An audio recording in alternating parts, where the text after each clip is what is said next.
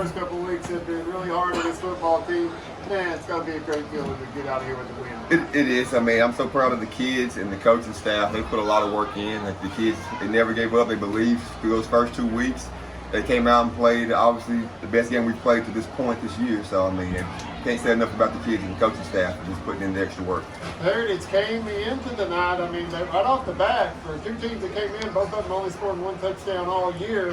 Heritage took the opening drive. They had to convert a 4th and 9, but they put points on the board right off the bat. You had to be sitting there stretching your head a little bit, even though it was a 4th and 9. They had to do a little reverse pass, but it worked. Yeah, great call. They called us sleeping on that one. We wasn't expecting a trick play on that. Obviously, they had a great job coming out. I think they ate up about 6.5 minutes of the first quarter, converted 2 or 3 third and longs and 4th and 9 for the touchdown. So, I mean, they executed well. Defense, I thought, played well that drive, except on 3rd down. So we just couldn't get off the field.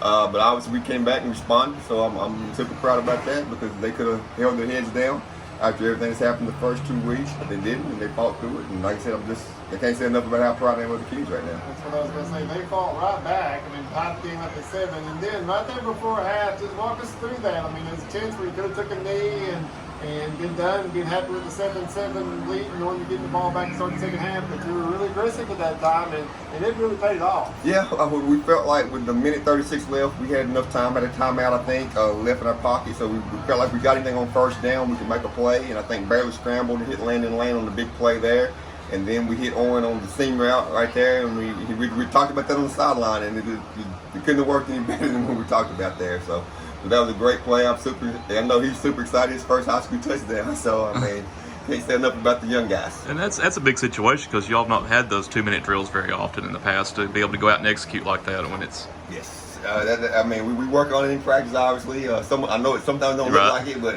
when we see we're dealing with a lot of youth. But again, I mean, I think they come of age a little bit tonight. We still got a long way to go, but again, the strides they've made in these 3 weeks under the conditions they've made them in, I mean, I can't say enough about it.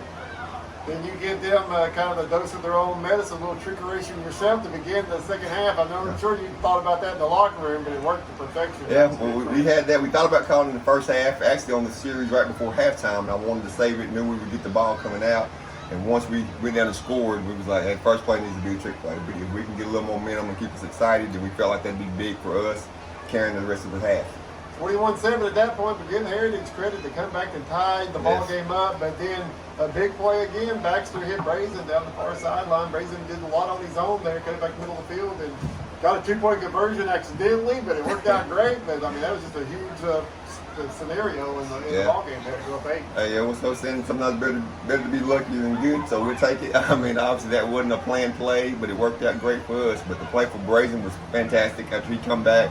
He was a little down after he dropped the long fade on the sideline in the first half, and comes back and makes a huge play for us in the 4th quarter there, and kind of sealed the game for us.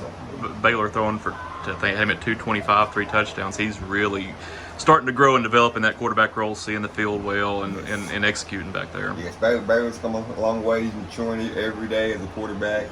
Obviously, the team maturing every day. And we like what we've got. We just have to keep getting better, keep coaching to their ability and our ability as well. So hopefully we can pull a few more wins out and hopefully have a playoff game down the road. Yeah, Heritage didn't go away though. They scored and had that 2-point conversion try, but the defense really held up big, stone cold them down that 2-point conversion. That was huge. We were talking about that as the drive went along. I wanted us to be prepared for the 2-point conversion play because I knew that'd be the difference in the game if they scored. But Coach Hammondtree's teams play hard. I mean, how he coached this game under his circumstances. I mean, I've just got nothing but the utmost respect for him. He's a great coach. I've had a couple run-ins with him, not as a head coach, but obviously in Heritage when I was in Knoxville coaching. Teams are very disciplined, very well coached, and you saw it tonight. I mean, they just give their effort and give you all they got. Coach, I just want to congratulate you on the buy-in. These kids easily last week could have thrown their hat and walked away. And they come out tonight and played with heart. When they really had to, they did what they had to do.